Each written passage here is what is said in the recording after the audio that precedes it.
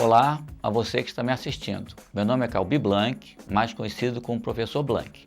Sou professor de Química do Cefet-RJ há bastante tempo, além de ter sido aluno dessa excelente escola. Esse é um projeto piloto que surgiu da necessidade em atender a uma aluna que se encontra em regime domiciliar e que precisa do apoio do Cefet nesse processo de ensino-aprendizagem. Algum tempo atrás, fui procurado pelo DEMET, pelas responsáveis por esse caso, que vieram conversar comigo sobre a elaboração de um trabalho direcionado à aluna e, dentre as propostas apresentadas, me foi dada a opção de gravação de videoaulas que seriam encaminhadas à aluna em questão. Achei válida a ideia e sugeri que melhor seria se as aulas ministradas na turma dessa aluna fossem gravadas com a presença dos colegas de classe, o que tornaria tudo muito mais natural. E minha sugestão foi aceita.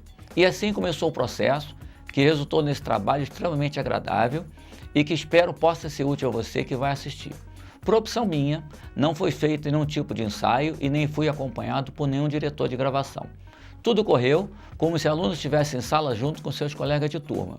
Por esse motivo, peço desculpas por algumas falhas que você vai encontrar.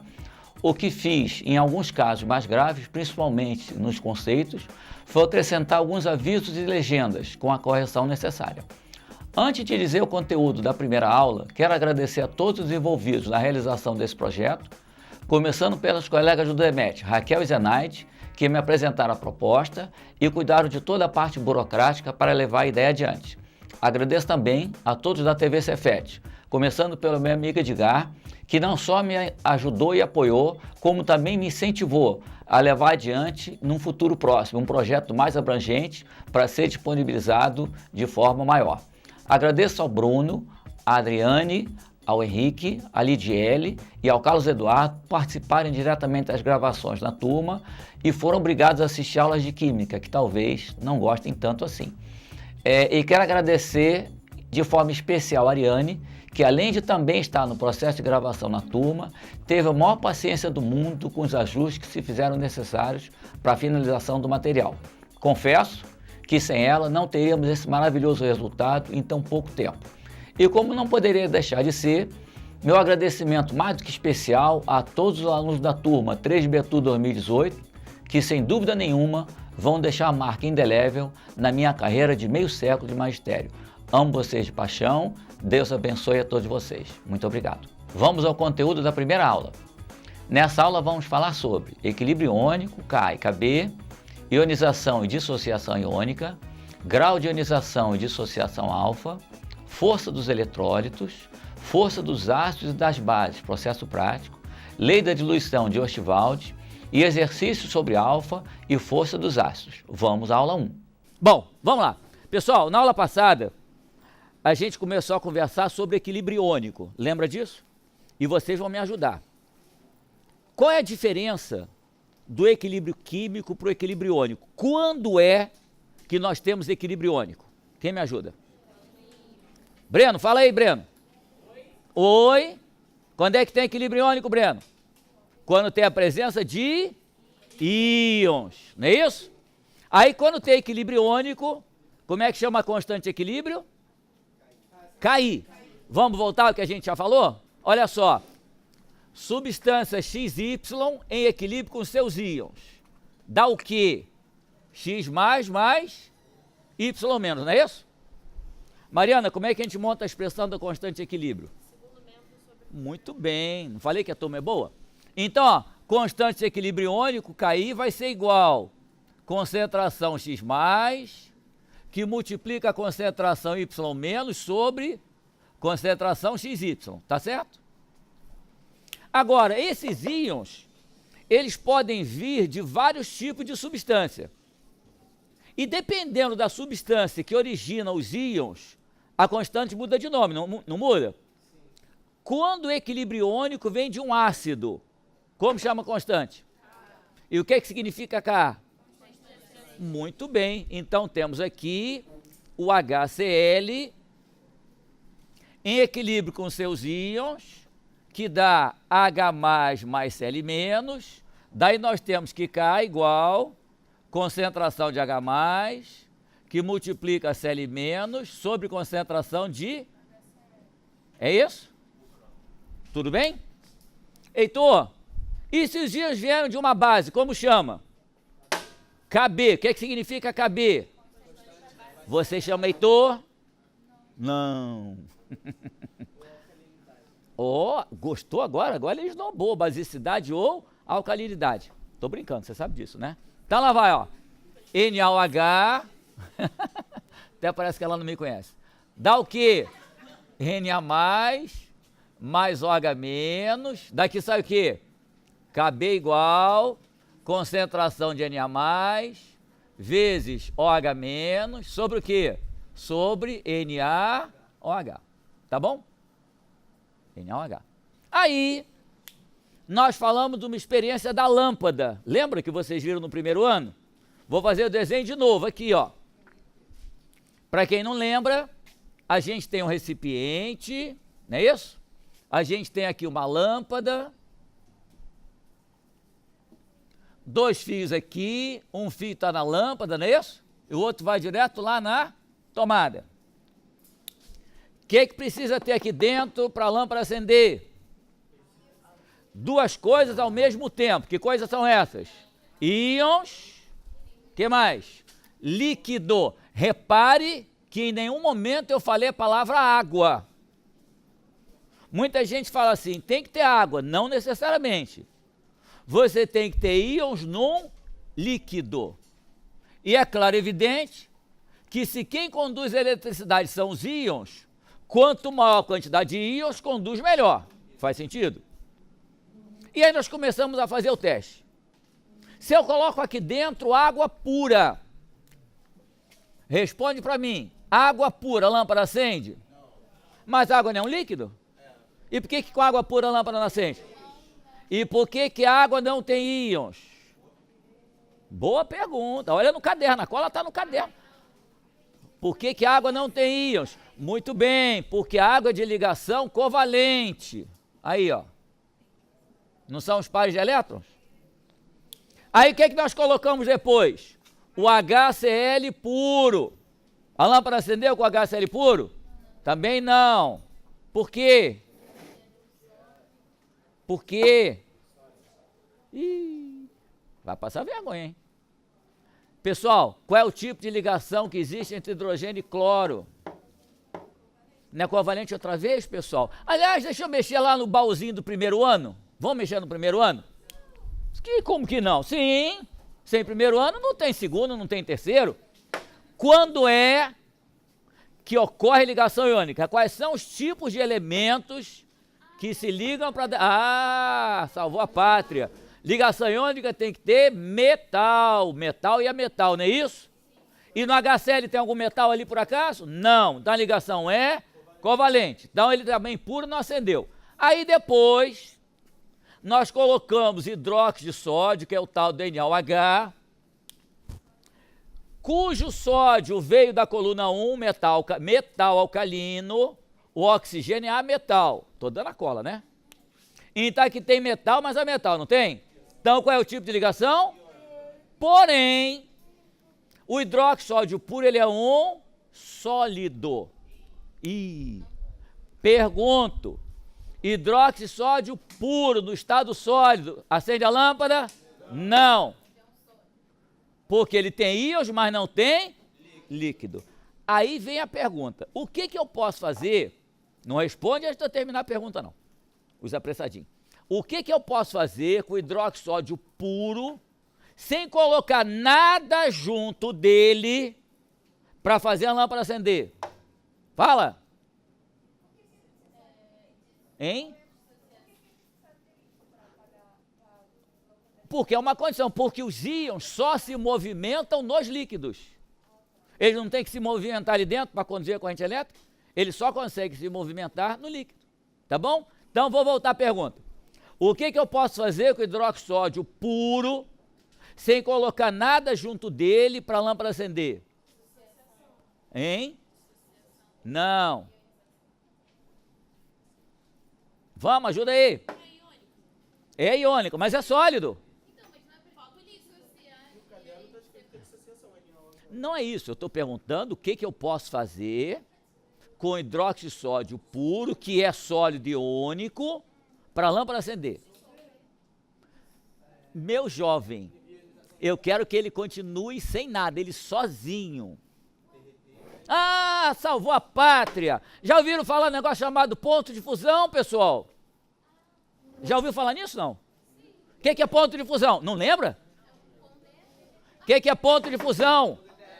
Não é quando o sólido derrete? Não é quando você aumenta a temperatura do sólido até ele passar para o estado líquido? É isso ou não é? Então, se eu pegar o hidróxido de sódio, que é iônico, mas é sólido, e aquecer até, cuidado com essa palavra, ele ficar fundido, pelo amor de Deus, cuidado com a palavra, tá? O hidróxido de sódio aquecido, hidróxido de sódio fundido, conduz a eletricidade? Claro que conduz. Porque quando ele for aquecido até chegar do ponto de fusão, ele vai virar líquido ou não vai virar líquido? Vai. Agora, é claro que derreter uma substância iônica não é fácil. Vamos fazer uma comparação? Quem aqui em casa já derreteu açúcar para fazer calda de doce? Todo mundo, até eu. É fácil ou difícil? Fácil, não é? Com pouco aquecimento você não derrete açúcar? Derrete. Açúcar é de ligação covalente, vocês vão estudar no que vem, química orgânica. Agora, quem aqui já derreteu sal, aquele sal de botar no churrasco? Quem já derreteu sal? Já viu alguém derreter sal? E nem vai. Vocês têm ideia do ponto de fusão do cloreto de sódio? Altíssimo quanto? Mais ou menos? Não, nem tanto. Ih, nem tanto, nem tão pouco. Algo em torno de 804. Chegou perto, é verdade. Chegou perto. Mas você sabe aquela história que eu já contei para vocês, que diz que quase é sinônimo de não? Quase foi gol. Foi gol? Não. Quase ganhei na loteria. Ei, quase ganhei na loteria. Ganhei? Não. Você conhece alguma menina quase grávida ou quase virgem? Então não vem com esse papo. Opa. Quase é sinônimo de não. Ué, falei alguma mentira? Ah, bom, aí já é outra história. Aí é uma outra história. Uma vez o guarda me parou, né? Mas eu só faço essas maluquices quando a família está junto, né? Senão desacata a autoridade. Aí ele parou, né? Pediu o documento, pereré. Aí olhou minha carteira de habilitação e falou para mim assim: o senhor sabia que a sua carteira de habilitação está quase vencida? Não prestou. Eu falei para ele: o senhor sabia que quase é sinônimo de não? E assim mesmo que eu falei com vocês. Aí eu perguntei para ele: quase foi gol. Foi gol? Ele falou não. Quase ganhei na loteria. Ganhei na loteria? Ele falou não. Você conhece alguma garota quase virgem? Ele falou não. Ele disse: o senhor trabalha com o quê? Eu disse: sou professor e estou te dando uma aula de graça. Quase é sinônimo de não. Aí, para matar ele, mas não esqueça que eu estava com a família do lado, testemunha. Eu perguntei para ele: você conhece alguém quase honesto? Né? Então, ou é ou deixou de ser, tá bom? Então, você passou perto dos 804, né? Mas quase é sinônimo de não. Vamos voltar no cloreto de sódio. Alguém já viu cloreto de sódio derretido? Não. Sabe para que serve? Quem assistiu aquele vídeo da explosão do sódio no laboratório? Todo mundo. Vocês sabiam que aquele sódio metálico que a gente explode, aquele vídeo que vocês assistiram, ele é obtido com o NaCl derretido. Você tem que derreter o NaCl, tá? Só o NaCl derretido, fundido, a palavra é perigosa, mas essa é a verdade, só o NaCl fundido produz o sódio metálico. Tá bom? Agora, o que é mais fácil? Derreter ou dissolver na água? Então, por isso que muita gente pensa que tem que ter água, mas não necessariamente água, tá claro? Tem que ter líquido. Aí ela perguntou por quê? Porque os íons só se movimentam nos líquidos, tá bem? Seja a substância derretida por fusão ou dissolvida na água. Legal? Aí, pergunte, Mariana. Para a substância ter íons, naturalmente ela tem de ligação iônica, certo? Se ela vier de ligação covalente, ela não tem íons. Se tiver uma ligação covalente com líquido, é o que nós falamos na aula passada, que eu estou revisando agora. O que foi que eu falei para vocês do HCl puro? Que não acendia a lâmpada, não é isso? Porque ele não tem íons.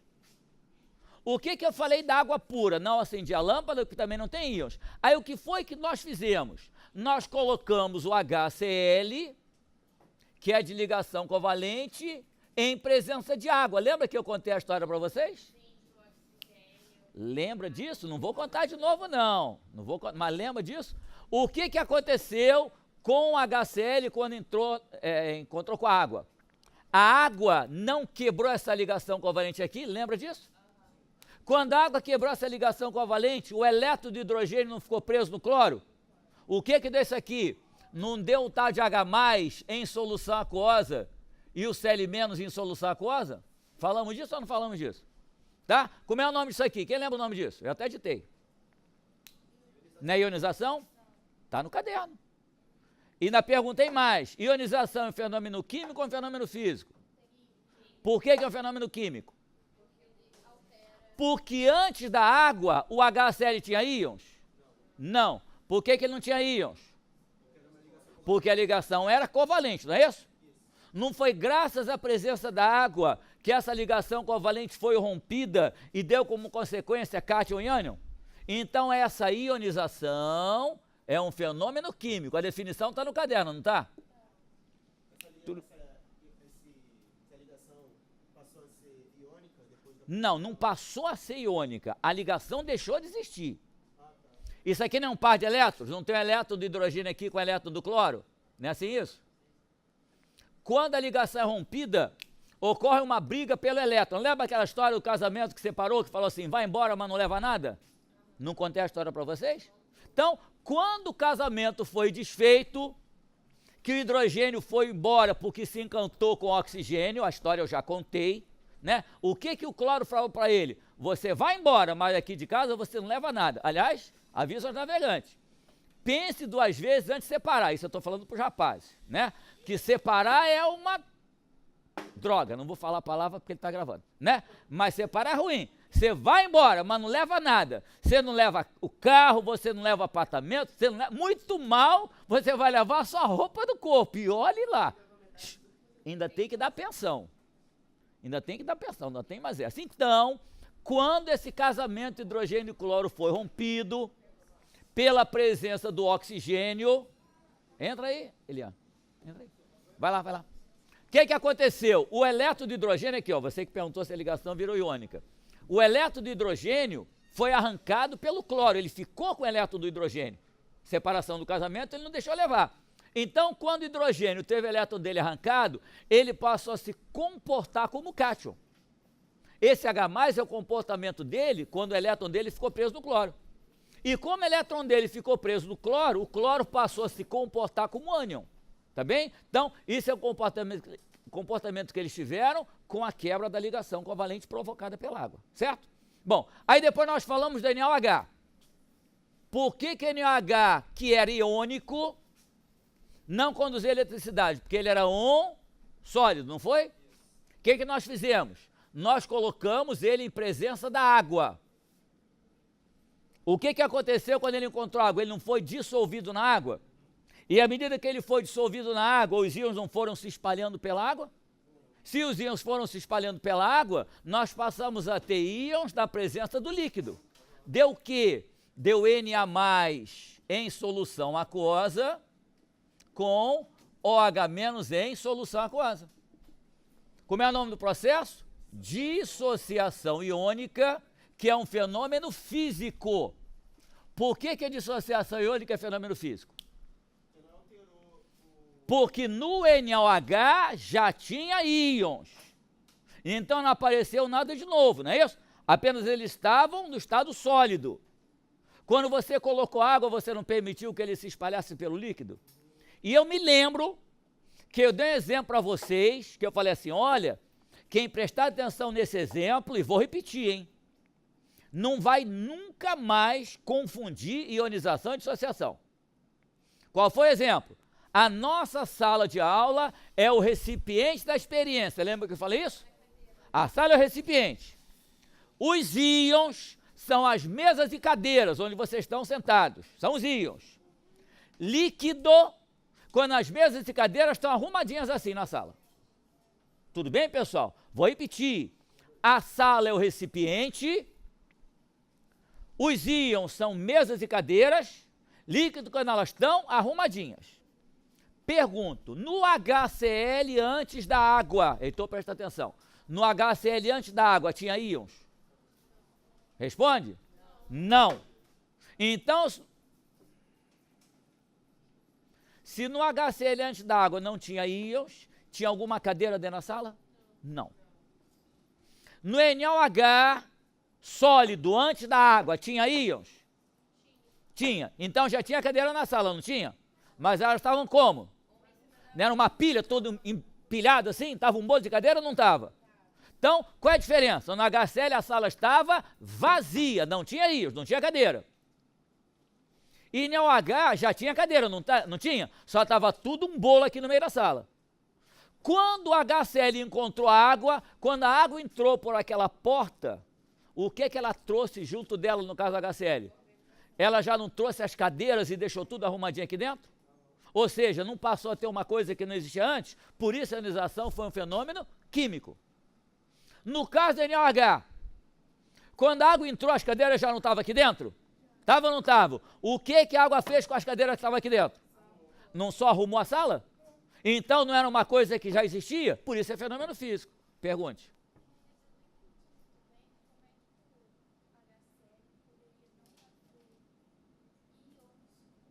Meu amor,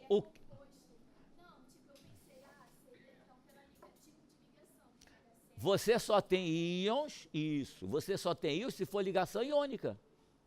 No HCl a ligação não é covalente? Então, por isso que ele não tem íons. Isso aqui não é um par de elétrons. Isso aqui não é metal com a metal? Volta no primeiro ano. Quando é que a ligação é iônica? Quando você tem metal e a metal, não é isso?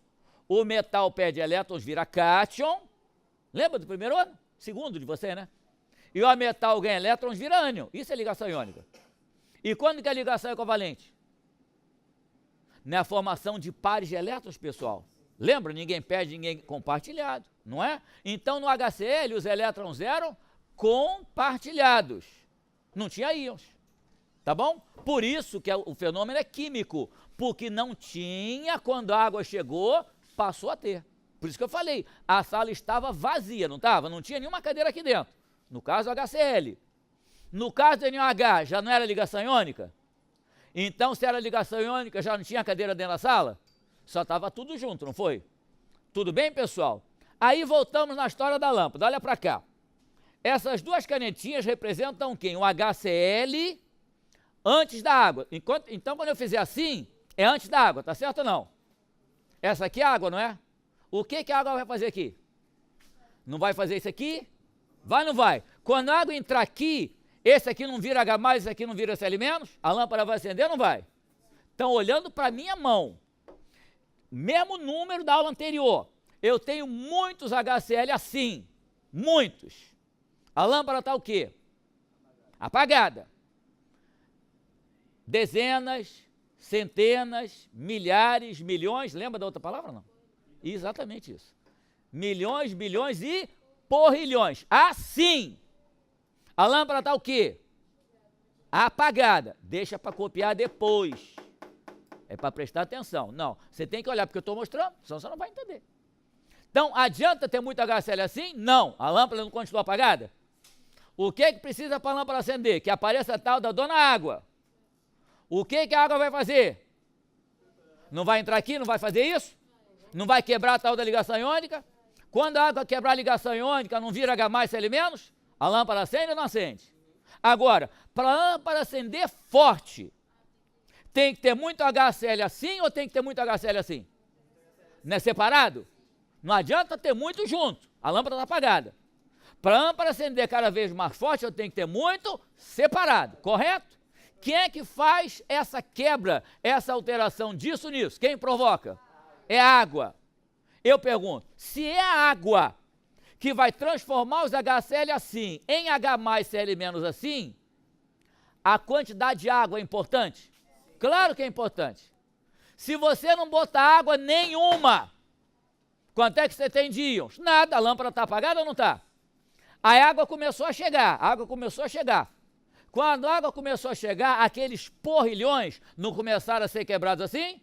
Então, à medida que eu vou botando mais água, o número de íons vai aumentando, não vai? A lâmpada vai ficando mais forte, não vai? E aí tiramos uma conclusão. Quando é que conduz melhor a eletricidade? O concentrado ou o diluído? Diluído. Por quê? No diluído você botou mais água, não foi? Quando você botou mais água, você favoreceu o aparecimento de íons. E daí a lâmpada foi ficando cada vez mais forte. Tudo isso nós já tínhamos conversado, tá? Estou repetindo. Agora, eu quero comentar com vocês um fato muito interessante que aconteceu aqui no laboratório. Contei a história da lâmpada que não era para acender e acendeu no laboratório. No primeiro ano tem essa prática, né? E vocês sabem que no primeiro ano, aliás, vocês sabem que a prática do laboratório, ela é repetida por 2 semanas, não é isso? Uma turma, outra turma, vai repetindo. E estava lá o Blank animado, feliz e contente, fazendo o teste da lâmpada para ver quando que a lâmpada acende e quando que a lâmpada não acende. Testei a água, não acendeu, aliás, não era para acender, e fui testando. A última experiência, a última etapa, né, o último teste era água com açúcar. Vocês sabem a resposta, então vamos lá. Água com açúcar, vocês acham que acende a lâmpada? Não, claro que não. O açúcar, vocês vão estudar no que vem, é uma molécula covalente desse tamanho, muito grande. A água não consegue ionizar o açúcar. Portanto, a água com açúcar não acende a lâmpada, ok? E aí o Blank vai fazer o último teste da água com açúcar. Meu amigo, quando eu mergulhei os 2 fios da água com açúcar, a lâmpada acendeu. Como é que é? Acendeu fraquinho, mas acendeu. Aí eu fiquei com aquela cara de pastel. Tem que explicar, não tem? Por sorte, os alunos, aí eles, né, fica todo mundo, porque eu digo que não vai acender, o negócio acende. Por sorte minha, eu tinha na época eu chamo de aprendiz de feiticeiro, esse estagiário que anda junto com o professor, já viu? É, aprendiz de feiticeiro. Não é escravo, não, aprendiz de feiticeiro. Então, eu tinha um estagiário muito bom, acho que ele era da UERJ, não me lembro. Ele andava comigo para cima e para baixo, né, assistindo às minhas aulas, e ele estava no laboratório nesse dia. Quando ele viu que a lâmpada acendeu, e fiquei com aquela cara de paspalhão, ele falou assim, Blank, dá uma olhada, vê o que tem dentro da água com açúcar. Pessoal, se você deixar o açucareiro da sua casa aberto em cima da pia por vários dias, vai encher de quê? Formiga. Não é isso, pessoal? A formiga, ela não adora açúcar? Olha, aquela água com açúcar muito doce estava em cima da bancada 2 semanas. Porque a prática não repete por 2 semanas? Ficava tudo, agora não, agora as soluções estão fechadas. Mas antigamente não, ficava aquele monte de becker lá, né, com as soluções para a gente testar. E aí, o aprendiz de feiticeiro falou para mim assim, Blank, dá uma olhada, vai ver o que tem dentro. Tinha algumas centenas de formiguinhas mortas. Sabe aquela formiguinha de açúcar? Morta. Bom, qual é a explicação? A formiga tem um ácido orgânico, que vocês vão estudar no que vem, chamado ácido fórmico, exatamente porque ele vem da formiga. Para e pensa, aquele monte de formiguinha que morreu na água com açúcar, aquele ácido que tem na formiga não sofreu ionização naquela água com açúcar? Por isso que a lâmpada acendeu. Quando a formiga morde você não sente um ardidozinho, um queimadozinho? É o ácido da formiga. Aquele ardido que você tem quando a formiga te morde, aquele é o ácido que ela tem, chamado ácido fórmico. Então, qual foi a explicação? Aquelas formiguinhas que morreram na água com açúcar, o ácido das formiguinhas sofreu uma ionização, não foi? E como ele é um ácido forte, a lâmpada acendeu fraquinho. Aí eu expliquei para os alunos e preparei uma água com açúcar nova. Peguei a água destilada naquele momento, peguei o açúcar sem formiga, preparei e testei. E graças a Deus não acendeu, não, porque se acende eu vou embora e não volto nunca mais, tá bom? Então, água com açúcar com formiga vai acender a lâmpada, tudo bem? Que mais nós falamos? Nós falamos sobre grau de ionização. Não falamos sobre grau de ionização, então vamos falar agora. Marquei para falar hoje, não é isso? Então vamos falar do grau de ionização. Pessoal, eu marquei para hoje foi o grau de ionização e lei da diluição. Não foi isso que eu deixei? Então é onde a gente vai. Então olha só. Olha para cá de novo, lista de presença, quem não assinou ainda? Todos assinaram? Aqui, ó, Eliane não assinou. Passa aí. Pessoal, olha para cá de novo, imagina que esse é o HCl. Né, Heitor? Esse é o HCl. Quando ele é ionizado, não sai uma caneta azul com uma caneta vermelha? Então eu posso dizer que a proporção é 1 para 1 para 1. Todos concordam? De novo, ó. Cada um conjunto, cada uma molécula, ao ser ionizada pela água, vai dar... Não assinou ainda não, Heitor? É mestre nisso, né? Aí eu conto, falta um. Aí eu pergunto, quem não assinou? Aí depois de alguns minutos, cai a ficha. Conhece esse, Heitor? Então olha aqui, pessoal.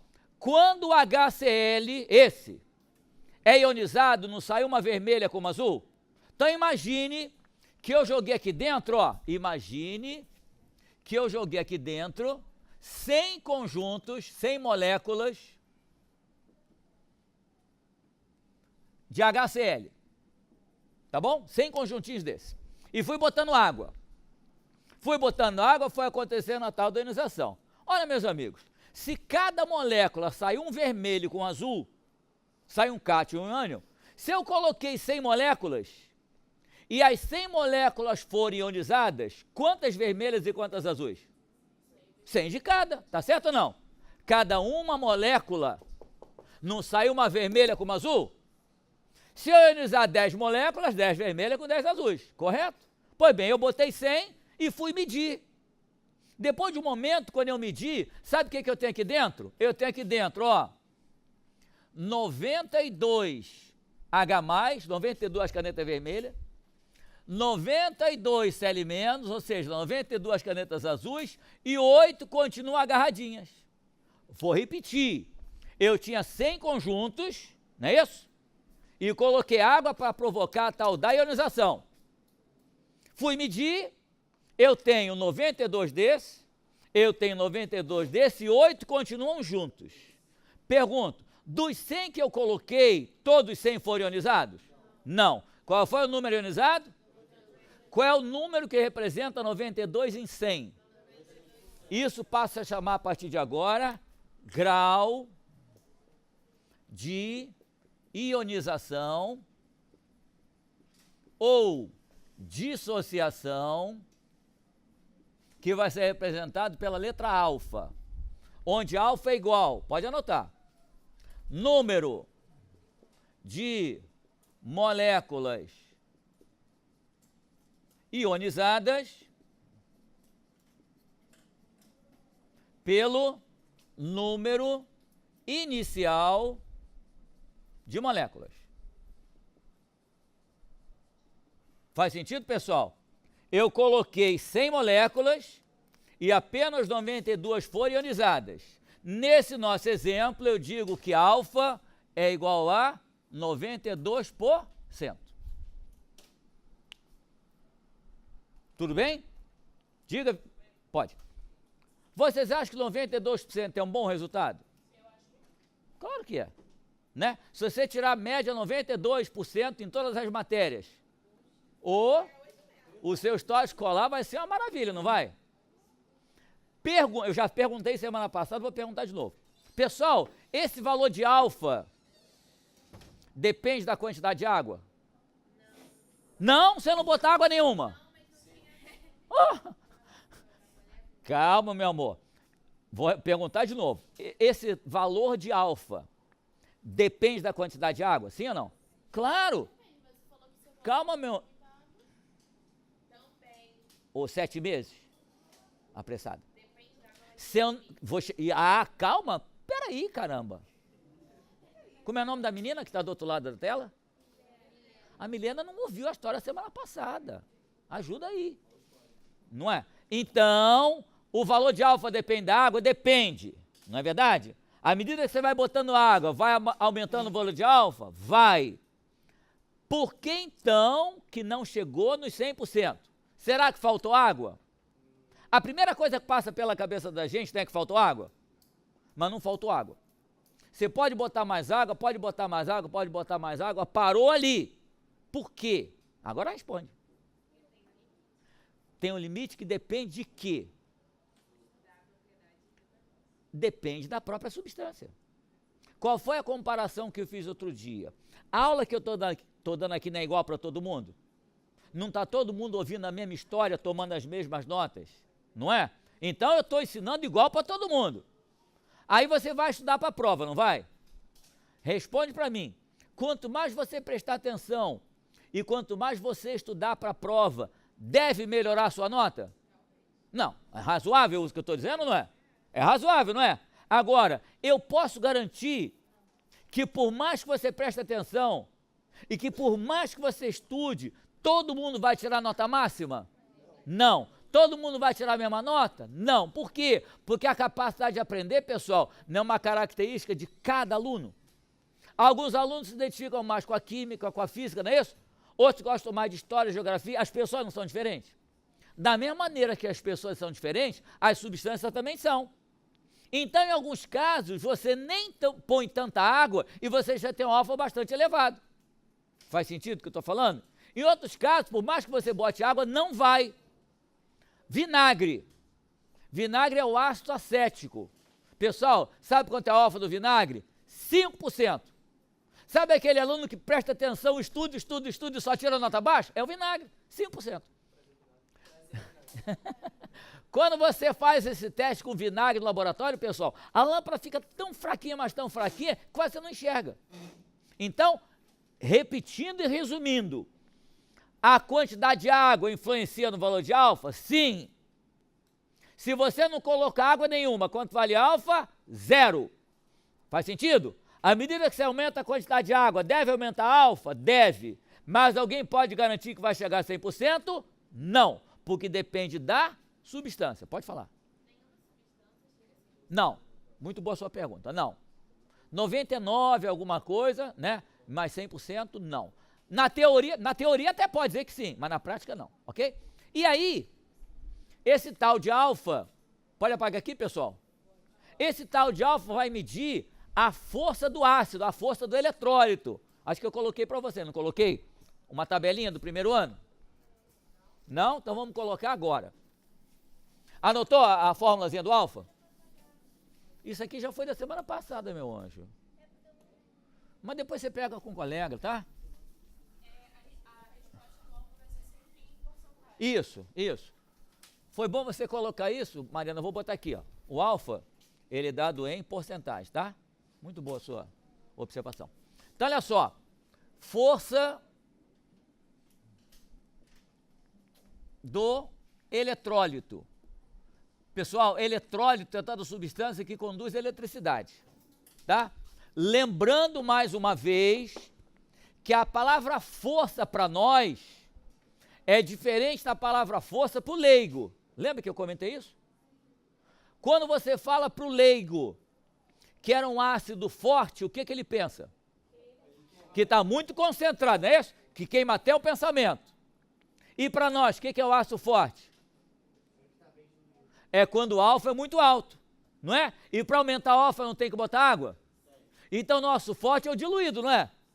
E para o leigo forte tem um concentrado? Então, muito cuidado. O que nós chamamos força do eletrólito está ligado ao valor de alfa, tá bom? Então, ele é considerado, vou botar aqui que é o alfa. O que é considerado forte é aquele que tem alfa maior que 50%, tá bom? Acima de 50% ele é forte. Diga. Sim, dá lembrança lá. Ele vai ser considerado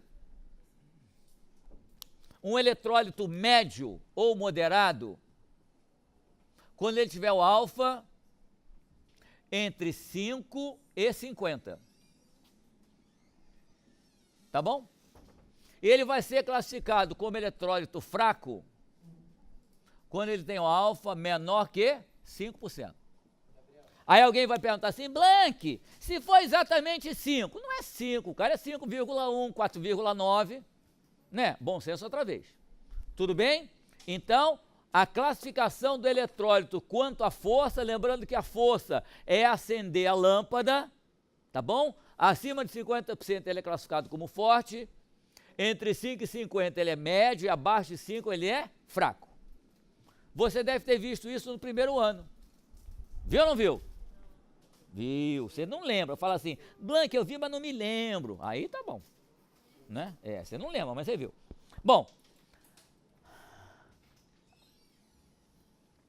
já falamos sobre a importância de K e KB, não falamos? Falamos. Eu pergunto, A gente falou que quanto maior Ka e quanto maior Kb, o ácido é mais forte, não é isso? Porque ele tem muitos íons. Mas o alfa também não mede a força? Mede ou não mede? Então, tanto você pode medir a força pelo Ka ou pelo alfa, porque os dois não andam juntos. Por que os dois andam juntos? Olha para cá, olha isso. O que eu estou mostrando aqui?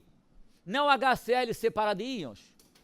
Quando você vai montar a expressão de Ka, vou fazer aqui, ó, Ka, aliás, está aqui, ó, não vou fazer de novo não, está aqui. O Ka é o segundo membro dividido pelo primeiro membro. Então você vai me ajudar nessa. Olha só. Se esse HCl tem um alfa muito grande, significa dizer que ele tem muitos íons, não é isso? A maioria virou íons. Se ele tem muitos íons, os íons são isso aqui, não são? Não vai estar no numerador da conta? Se o numerador da conta é um número grande, o resultado é um número grande? O que eu posso concluir? Quanto maior o alfa, maior o Ka. Faz sentido ou não? Ouviram o que eu falei? Vou repetir. Olha para cá, vou repetir. Quando anda para cá, né, quando aparecem os íons? Sim? Então, se o alfa é grande, ele tem muitos íons, ou seja, andou muito para a direita. O que está na direita não é o numerador da minha divisão? Se o numerador da divisão é um número grande, o resultado da divisão não é um número grande também? Então, quanto maior o alfa, maior o valor de Ka. Então, você pode comparar a força pelos dois. Ou você compara a força por uma tabela de Ka, ou você compara a força pelo valor do alfa. Faz sentido? Agora, e que tal um processo prático de você saber se ele é forte, médio ou fraco, sem conhecer o valor de alfa? Quem gostaria? Sem conhecer o Ka. Só olhando para a fórmula dele. Ele acha que não pode?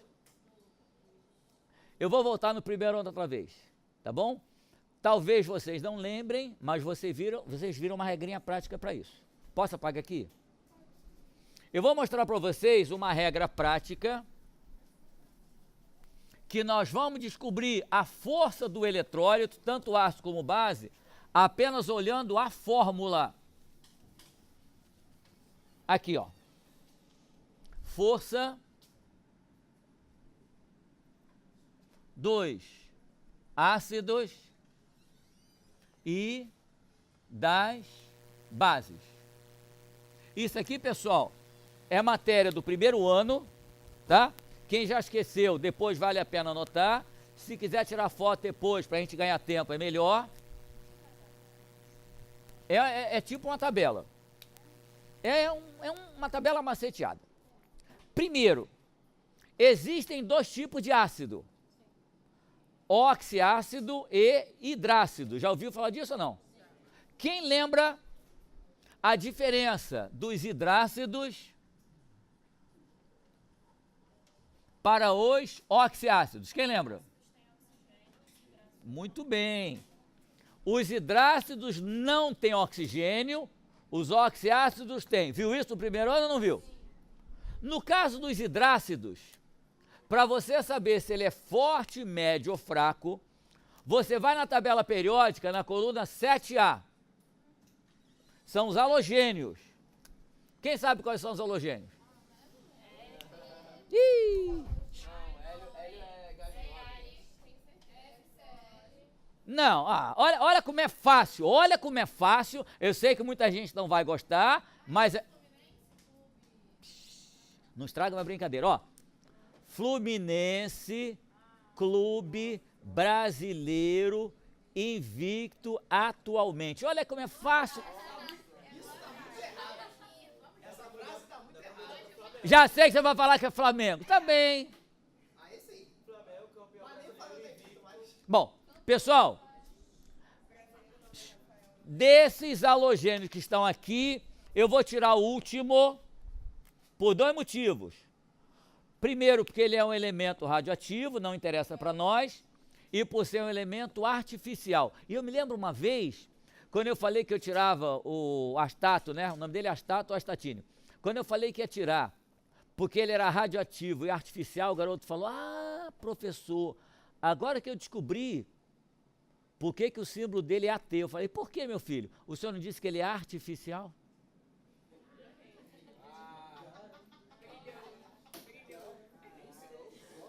Eu já contei para vocês, pessoal, se nesses meus 50 de magistério, sabe que eu já fiz 50 de magistério, se nesses meus 50 de magistério eu catalogasse essas pérolas, meu amigo, eu tinha um livro desse tamanho. Não é verdade? Juro! O garoto, mas ele me olhou com uma cara de espanto, ele falou, agora que eu entendi por que o símbolo dele é AT. E eu, paspalho, perguntei, por que, meu filho? Ele falou, porque o senhor não falou que ele é artificial? Bom, brincadeiras à parte, quais são as fórmulas desses hidrácidos? HF, não é isso? HCl, HBr, HI. Vamos recordar a nomenclatura? Nomenclatura de hidrácido tem a terminação... Fala alto que velho é surdo. Qual é a terminação da nomenclatura do hidrácido? Hídrico. Como é o nome do primeiro ácido? Fluorídrico. Esse aqui é o mais conhecido. Clorídrico. Bromídrico e iodídrico. Ok? Então, olha só como é fácil classificar pela força.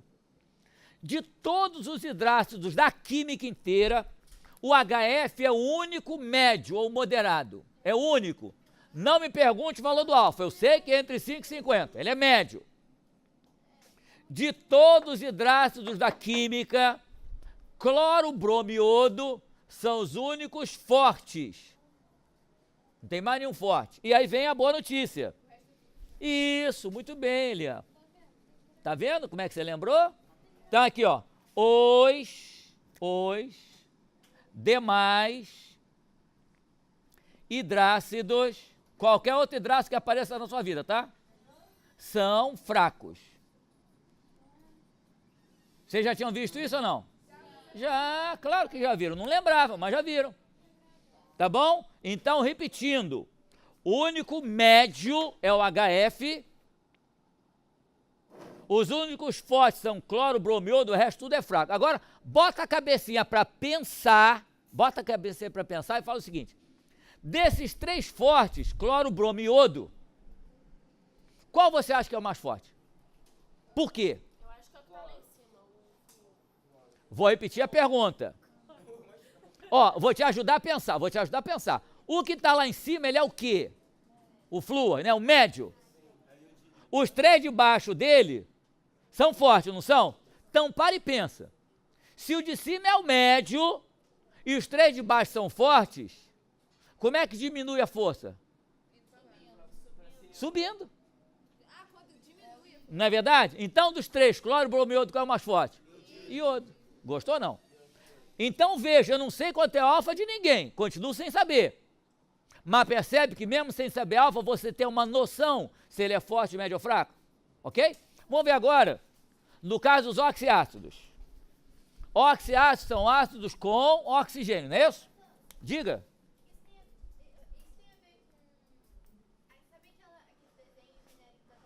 Tem a ver com tabela, tem, claro que tem a ver. Isso, você sabe como é que chama aquela seta para cá, aquela seta para lá? Variação de eletronegatividade, é isso? É. Seta para cá. Vamos adiante? No caso dos oxiácidos, para você saber se ele é forte, médio ou fraco, você vai fazer uma conta de menos, uma conta de subtrair. Viu? Ó, a conta é número de oxigênios menos número de H+. Cuidado. Não é oxigênio menos hidrogênio. Eu vou explicar a diferença. É oxigênio menos H+.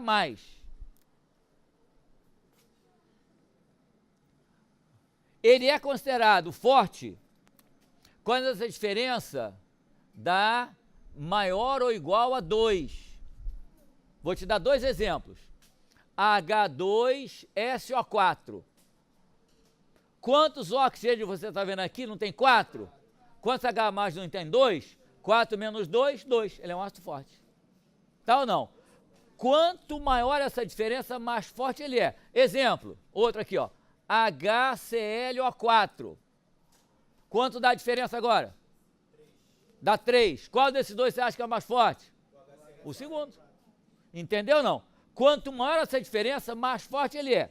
Ele é um ácido médio ou moderado quando a diferença dá 1. Exemplo, HNO2, que é o ácido nitroso. Faz a conta. 2 menos 1, 1. Médio, moderado. Ele é um ácido fraco quando a diferença dá igual a 0. Exemplo, ácido bórico, H3BO3. Faz a conta. 3 menos 3, 0. Não é fácil? Só tem uma exceção na regrinha do menos. Só tem uma exceção. Não, não é cheio. Eu falei que só tem uma. Como é que é cheio? Só tem uma. Se todo lugar tem exceção, em algum lugar não tem exceção. Porque é a exceção da própria exceção. Como é que é? Como é que é? Não sei o que é isso não, mas deve ser. Aqui, ó. OBS. Hein? Blank não sabe jogar xadrez? Eu nunca tive paciência para aprender. H2SO3 chama ácido carbônico. Pela regrinha do menos, 3 menos 2 dá 1, não é isso? Não deveria ser médio? O H2SO3 é fraco. Pois é. Pois é. Eu ia até falar um negócio, ainda bem que eu engoli a tempo. Negócio de tinha tudo para ser e não é bom não falar sobre isso. Tem muita gente que tinha tudo para ser e não é. Deixa eu calar minha boca. Senão vou sair daqui preso. Que bom que você não entendeu. Não, então esquece. Pessoal, um detalhe importante, eu falei que a conta é oxigênio menos H+. Vou repetir. Eu falei que a conta é oxigênio menos H+. Eu não falei que a conta é oxigênio menos hidrogênio. Sabe por quê? Nem sempre, e agora vem a exceção de novo, mas não tem nada a ver com aquilo não. Nem sempre o número de hidrogênios da fórmula é o número de H+. Posso apagar aqui o meio? Pode. Eu vou colocar para vocês, isso é mais apenas a título de ilustração, tá? Para a gente não perder a oportunidade. Existem 3 exceções onde o número de hidrogênios da fórmula não é o número de H+. Esse não é uma exceção. Ele tem 2 hidrogênios, ele é um diácido, tem 2 H+. Esse tem 1 hidrogênio, é um monoácido, esse também tem 3, é um triácido, esse tem 2, ele é um diácido, mas existem 3 casos, eu vou comentar apenas os 2 mais importantes, onde não é assim. Então, olha só, vai lá. Atenção, perigo, cuidado. Ainda vou botar aqui um pontinho de espantação. Sabe o que é pontinho de espantação? É isso aí, ó. Espantação. Quando você olha, você leva um susto, fica espantado. Ó, as exceções são H3, PO3 e H3PO2. Espera aí, calma aí. Mariana, você está certo até um ponto, mas cuidado para não misturar. Esse é uma exceção porque a diferença não bate com aquilo ali, ok? Mas a conta é 3 menos 2. Esses são exceção porque o número de hidrogênios da fórmula não é o número de H+, é outro caso. Fala, o que você quer falar? Ele é um diácido, esse aqui é um diácido, porém quando você faz 3 menos 2 dá 1, não dá? 1 não deveria classificar como sendo médio? Mas embora a diferença dê 1, ele é fraco. Agora, por que esses dois são exceção? É outro tipo de exceção. O H3PO3 é diácido e o H3PO2 é monoácido. Percebe que é outro tipo de exceção? Vou chegar lá. O que significa dizer que ele é um diácido? A conta é que ele tem 2H+, não é isso? Sim? Então, quando você for fazer a subtração, o que diz a regrinha? Não é oxigênio menos H+? Então, a conta aqui não vai ser 3 menos 3. Vai ser quanto? 3 menos 2. Vai dar 1, não vai? Ele vai classificado como ácido médio. Tá bom? E esse aqui, ele é monoácido. Até porque, se não fosse, como é que você vai fazer 2 menos 3? Ia dar negativo, não ia? Então, a conta aqui não é 2 menos 3, é 2 menos 1. Tá ou não? Ouviu o que eu falei? Isso é um tipo de exceção, isso aqui é outro. Aí, ela perguntou assim, Blank, eu vou ter que decorar a exceção? Muito boa a sua pergunta. Antigamente, pessoal, e eu sou do antigamente, vocês sabem disso, o vestibular valorizava 2 tipos de aluno. Qual é a sua dúvida? Depende, meu amor, faz a conta. Que conta você fez? Hein? Então, nesse é oxigênio menos H+, é 2 menos 1. Oxigênio menos H+, não é isso? 2 menos 1 vai dar 1, não é médio? Esse aqui é 3 menos quanto? Menos 2, tá? Deixa eu voltar no que eu estava dizendo. Antigamente, o vestibular valorizava o aluno que era bom na decoreba e que era bom fazendo conta. Se ele decorava tudo, se ele era bom de conta, ele passava no vestibular. Era assim, antigamente. Hoje o vestibular procura aluno que pensa. Se não pensa, se não usa raciocínio lógico, se não usa bom senso, ele está lascado. Então, decorar não resolve. Aí vem a pergunta, se não pode decorar, porque o vestibular não quer mais que decore, como é que eles vão cobrar um caso desse na prova? Não é uma boa pergunta? E a UERJ, algum tempo atrás, pediu para classificar o H3PO3 quanto ao número de H+. Eu pergunto, quem decorou que ele é um diácido se deu bem, não foi? E quem não decorou, como é que resolveu o problema?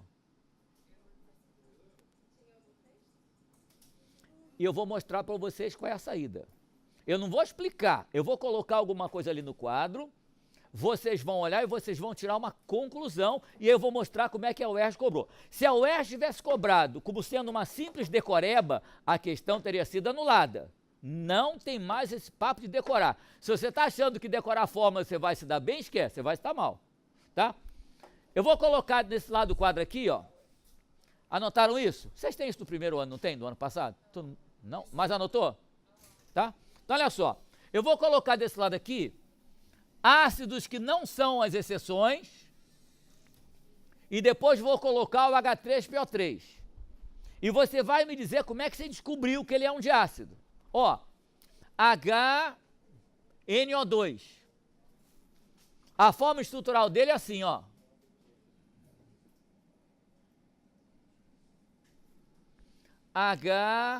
HNO3.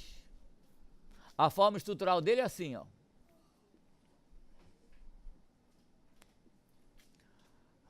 H2CO3.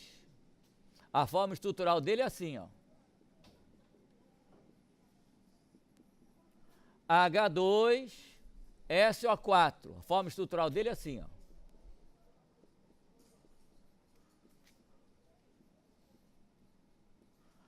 H3PO4. A forma estrutural dele é assim, ó.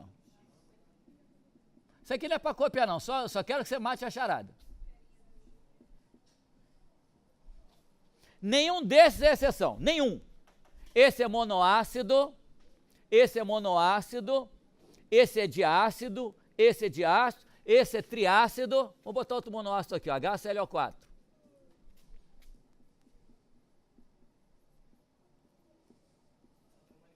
Calma aí. Psst. E agora eu vou botar o H3PO3, que é aquela exceção lá. H3PO3. Vou botar a forma estrutural dele aqui, ó.